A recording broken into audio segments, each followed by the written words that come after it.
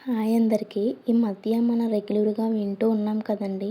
ఒక 100 మెంబర్స్‌లో 2-3 మెంబర్స్‌కి క్యాన్సర్ వస్తుంది అని, ముఖ్యంగా లేడీస్‌కి ఆ ప్రాబ్లమ్ వస్తుందని వింటున్నాము. ఇప్పుడు నేను చెప్పేది అవ్వచ్చు, అవ్వకపోవచ్చు. బట్ ఛాన్సెస్ ఆర్ దేర్ అనమాట. ఏంటంటే మనం గిన్నెలు వాష్ చేసేటప్పుడు ఇలాంటి స్క్రబ్బర్స్ యూజ్ చేస్తూ ఉంటాం కదండీ! స్టీల్‌వి కావచ్చు, లేకపోతే గ్రీన్ కలర్‌లో ఉండే క్లాత్‌వి కావచ్చు. ఇవి మనం కడిగి ఎంత క్లీన్ చేసినా సరే అందులో ఫుడ్ పార్టికల్స్ ఉండి ఎంత క్లీన్ చేసినా అందులో ఉండిపోతాయండి. అవి మనం గిన్నెలతో కడిగి అలాగే పెట్టేస్తూ ఉంటాము. ఒక్కోసారి ప్లేట్ మీద వైట్‌గా కనిపిస్తూ ఉంటాయి. ఏం లేదు అని తుడిచేస్తారు కొంతమంది. లేదా వాష్ చేసుకొని మనం అందులోనే ఫుడ్ తింటూ ఉంటాము.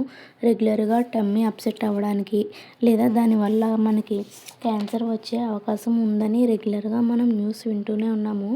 సో, ఇప్పుడు అయినా మనం యూజ్ చేసే స్క్రబ్బర్స్ ఉన్నాయి కదా!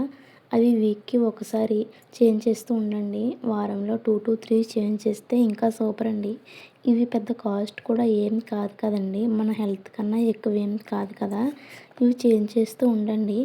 3-4 డేస్ యూజ్ చేస్తున్నాము, లేక 1 వీక్ యూజ్ చేస్తున్నామంటే గనక మొత్తం క్లీన్ చేసిన తర్వాత నైట్ బాగా మరిగే వాటర్‌లో వీటిని వేసి అలా వదిలేసి నెక్స్ట్ డే మార్నింగ్ మనం వాడుకుంటే కొంచెం సేఫ్ అనమాట.